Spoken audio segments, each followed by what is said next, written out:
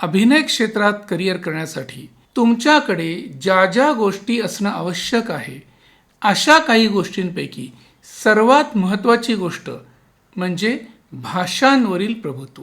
हिंदी, मराठी आणि झालंच तर इंग्लिश ह्या 3 भाषांवर तुमची प्रचंड कमांड असणं हे अत्यंत गरजेचं आहे.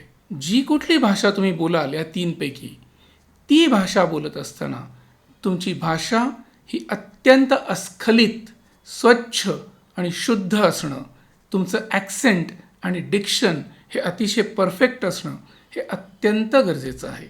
जसं मराठी म्हटलं तरी कितीतरी प्रकार, आपल्याकडे तर असं म्हणतात की दर 50 कोसावर भाषा बदलते.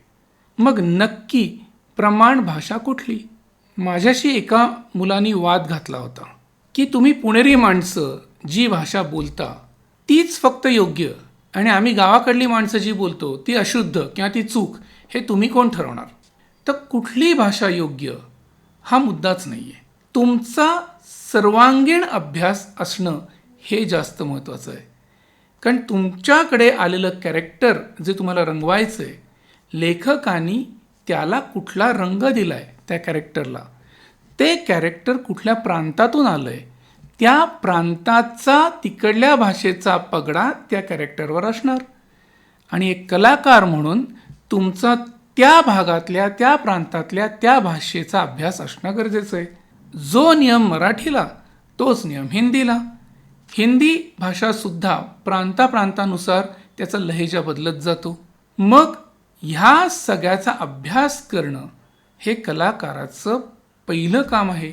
त्याच्या स्ट्रगलचा तो एक भाग आहे असं म्हणू आपण.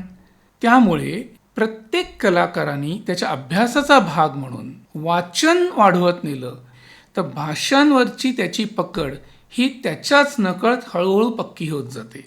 तर ह्या क्षेत्रात येऊ इच्छिणाऱ्या प्रत्येक कलाकाराने आपल्या स्ट्रगलचा एक अविभाज्य भाग म्हणून भाषांचा अभ्यास चालू ठेवणं हे त्याचं अत्यंत महत्त्वाचं काम आहे. म्हणजे कसं आहे, तहान लागल्यानंतर विहीर खणणं हा मूर्खपणा सहसा अवॉइड करणं हे आपल्या हातात असतं. अभ्यास करणं हा जो मुद्दा आहे तो इथे जर तुम्ही चालू ठेवलात तर तुम्हाला अचानक कुठलंही कॅरेक्टर आलं, तुम्ही ते प्रेझेंट करू शकता and that creates a positive impact.